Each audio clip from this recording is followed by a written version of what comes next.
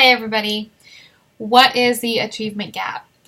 The term achievement gap, according to the Great Schools Partnership, refers to any significant and persistent disparity in academic performance or educational attainment between different groups of students. For example, white students and minorities, or students from higher income and lower income households. That would be an achievement gap. Prior to enrolling in this course, my knowledge about the achievement gap was not as significant as it is today. I knew that the achievement gap is persistent and that quality early childhood education can help decrease the achievement gap.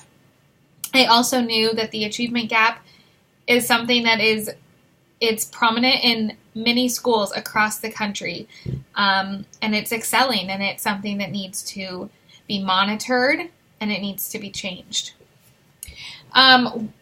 A lot of things really surprised me about this week's readings and assignments. One of the main things that surprised me is the impact of the cultural misunderstandings that they have on achievement gaps.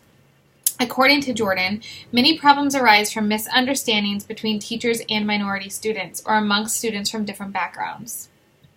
There are many causes that are identified with the achievement gap that contribute to it. These include reduced access to educational opportunities due to lower quality schools, lack of materials, inexperienced educators, and tracking in schools. According to Borg, the schools with achievement gaps can lack funds that are necessary to provide resources and technologies for the classes. Tracking is a problem in schools because the students' academic grades and test results can categorize all of low-achieving students together, which then causes a watered-down curriculum mixed with low expectations. So ultimately, it's important to understand that when you mix watered-down curriculums with lower expectation classrooms, you're creating an achievement gap. There are several effects that I have noticed in my own community and the communities that I have visited of the achievement gap. Although I have seen these causes of achievement gap play out in my own community, one that personally affected me was tracking. When I was working in my first child care facility, I got the opportunity to work very closely with an 8-year-old child and his family in before and after school care. When the child was in kindergarten, he began to struggle academically, and because of his family's socioeconomic background and other reasons, he was quickly tracked into classes with lower expectations. Because of the lower expectations classes that he was tracked into, he started to choose to not do assignments, to not study for things, to not put in effort for certain assignments, because that's what was expected of him, even though he has shown us before that he could do it. He was also fully aware that he was in different classes than his peers, and although he was working hard and was able to do the work and more, because he was so unprepared in the lower grade levels that he was in, that he had been tracked into, he was just falling more and more behind with every grade level that he went into. I do believe that there is not one single way to successfully close the achievement gap, but one solution that I would like to explore more is focused on the detracking of schools.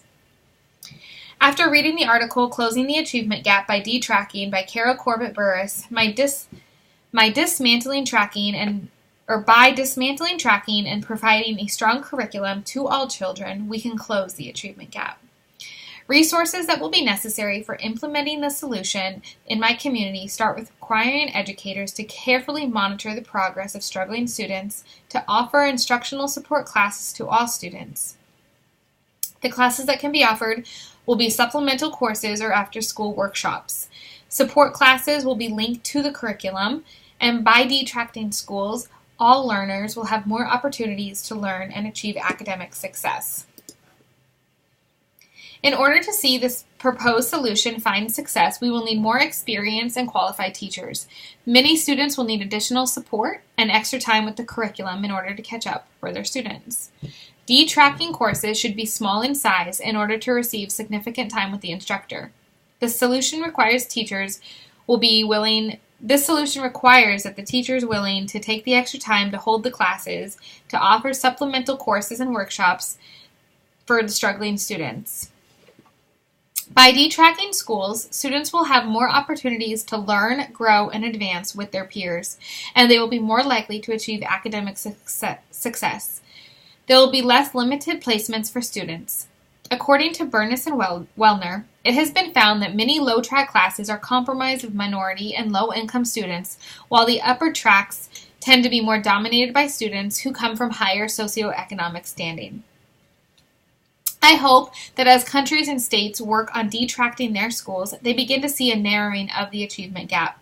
I hope to see students who come from low minorities and low-income homes reach grade-level standards. As I mentioned before, tracking is something that has personally affected me not only as a future educator, but as a parent. All children deserve the right to a high-quality, curriculum-based education with high expectations that are held of them. Research from the school readings have shown that schools have had incredible results when they have made an effort to detract their schools and provide all of their students with high-quality curriculums.